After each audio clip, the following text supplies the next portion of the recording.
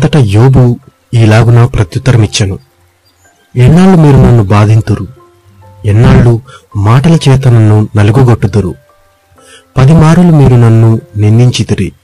సిగ్గులేక మీరు నన్ను బాధించెదరు.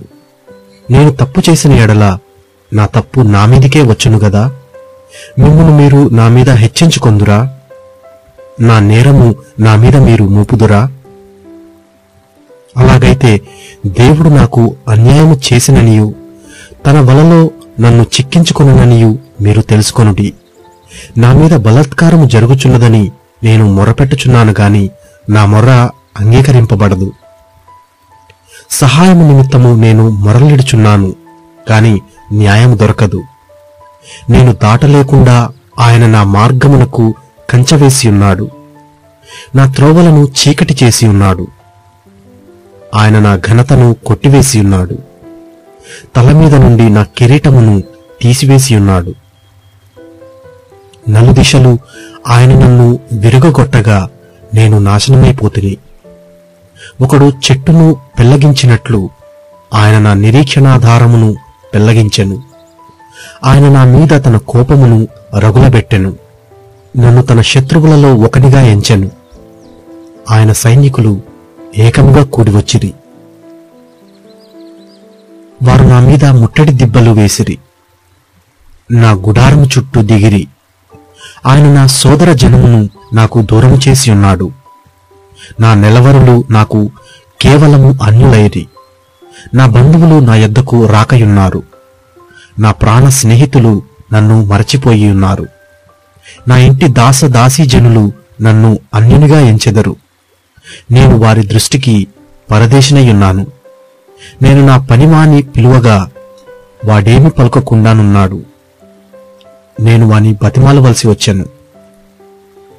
నా ఊపిరి నా భార్యకు అసహ్యము. నేను కనిన కుమారులకు నా వాసన అసహ్యము. చిన్నపిల్లలు సహా నన్ను తృణీకరించెదరు. నేను లేచుట చూచిన ఎడల బాలురు నా మీద దూషణలు పలికెదరు. నా ప్రాణ స్నేహితులందరికీ నేనసహ్యుడనైతిని. నేను ప్రేమించిన వారు నా మీద తిరుగుబడి ఉన్నారు. నా ఎముకలు నా చర్మముతోనూ నా మాంసముతోనూ అంటుకొని ఉన్నవి. దంతముల అస్థి చర్మము మాత్రము నాకు మిగిలింపబడి ఉన్నది. దేవుని హస్తము నన్ను మొత్తియున్నది. నా మీద జాలిపడుడి. నా స్నేహితులారా, నా మీద జాలిపడుడి. నా శరీర మాంసము పోవుట చాలుననుకొనక దేవుడు నన్ను తరుమునట్లుగా మీరేల నన్ను తరుముదురు. నా మాటలు వ్రాయబడవలనని నేనెంతో కోరుచున్నాను. అవి గ్రంథములో వ్రాయబడవలనని నేనెంతో కోరుచున్నాను. ఇవి ఇనుప పోగరతో బండ మీద చెక్కబడి సీసముతో నింపబడి నిత్యము నిల్వవలనని నేనెంతో కోరుచున్నాను. అయితే నా విమోచకుడు సజీవుడనియు తరువాత ఆయన భూమి మీద నిలుచుననియు నేనెరుగుదును. ఇలాగూ నా చర్మము చీకిపోయిన తరువాత శరీరముతో నేను దేవుని చూచెదను. నా మట్టుకు నేనే చూచెదను, మరి ఎవరునూ కాదు. నేనే కన్నులారా ఆయనను చూచెదను. నాలో నా అంతరింద్రియములు కృషించి ఉన్నవి.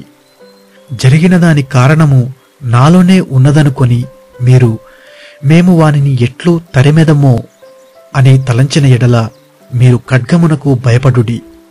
తీర్పు కలుగునని మీరు తెలుసుకొనున్నట్లు ఉగ్రతకు తగిన దోషములకు శిక్ష నియమింపబడును.